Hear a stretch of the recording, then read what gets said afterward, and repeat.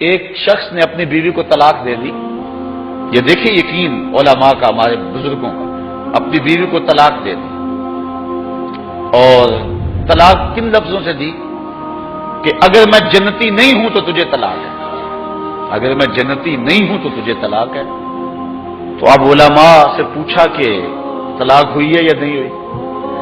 علماء کہنے لگے ہم نہیں بتا سکتے، چونکہ طلاق کو معلق کیا گیا، تو اب ہمیں تو نہیں پتا کہ تو جنتی ہے یا نہیں ہے، اب ہم اس کے بارے میں کوئی رائے نہیں دے سکتے.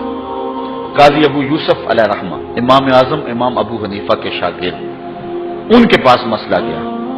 آپ نے شخص کو بلایا، کہا کبھی ایسا ہوا ہے کہ کسی عورت نے تجھے دعوت گناہ دی ہو اور تو نے کہا ہو میں اللہ سے ڈرتا ہوں؟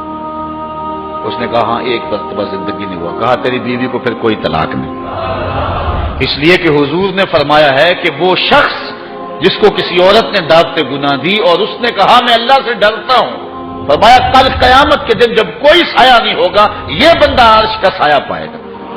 تو کہا پھر پکی بات ہے کہ تو جنتی ہے، تو جہنم میں جا ہی نہیں سکتا کیونکہ یہ رسول اللہ کا وعدہ ہے. اللہ اکبر. تو اتنا یقین تھا ان باتوں پہ ہمارے بزرگوں کو، اس لیے کہا یہ حضور کی حدیث ہے، اگر یہ بات ہے تو کوئی طلاق نہیں. قاضی ابو یوسف نے فتویٰ دیا نظر کی حفاظت کی توفیق دے، خیالوں کو پاکیزگی دے دے. میں ایک شخص کو جانتا ہوں جس کو دعوت گناہ دی گئی لیکن اس نے اپنی آبرو کی حفاظت کی. رات کو سویا تو حضرت میاں میر علیہ رحمہ خواب میں ملے. اللہ اکبر. اور آپ نے فرمایا تجھے مبارک ہو، تو نے سنت یوسفی ادا کی ہے. کیسا حسن تھا، کیسا جمال تھا جناب یوسف کا. لیکن آپ دیکھیے قرآن پڑھیے، سورہ یوسف اٹھائیے، ایسے تو مرتبے نہیں ملے ہیں. کیسے کمال ہیں ان لوگوں کے، اپنی آرزوؤں پر کیسے پہرے بٹھائے ہیں، اور کس طرح اپنی خواہشات کے آگے بند باندھے ان لوگوں نے. جب ساتوں دروازے مکفل کر دیے اور حضرت یوسف علیہ السلام کو زلیخا کہتی ہے تلک اب تو آ جاؤ نا، اب تو کوئی نہیں دیکھ رہا، اور موٹا کپڑا ڈال دیا اس بت کے اوپر جو وہاں اس نے اپنے کمرے میں رکھا ہوا تھا. حضرت یوسف علیہ السلام بولے کالا معاذ اللہ، تو موٹا کپڑا ڈال کے اپنے خدا سے چھپ گئی ہے، میرا خدا تو ساتویں کوٹڑی میں بھی دیکھ رہا. اور پھر اتنی روشنی برسی، اتنے اجالے برسے، گناہ کیا، گناہ کا تصور بھی محال ہو.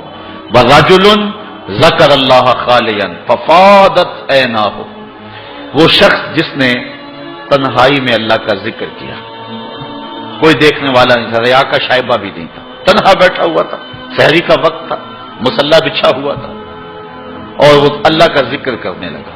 پھر ذکر کا سرور من میں اترنے لگا. پھر کیا ہوا؟ فَفَاضَتْ عَيْنَاهُ، خوف خدا کی وجہ سے اس کی آنکھ میں آنسو آ گئے، اللہ کی یاد میں، اللہ کے ذکر میں رونے لگا. حضور فرمایا کل قیامت کے دن جب کوئی سایہ نہیں ہوگا اس ذاکر کو اللہ اپنے عرش کا ٹھنڈا سایہ نصیب فرمائے. اٹھتے بیٹھتے چلتے پھرتے تنہائی میں، خلوت میں، جلوت میں اللہ کے ذکر سے اپنا تعلق جوڑیے.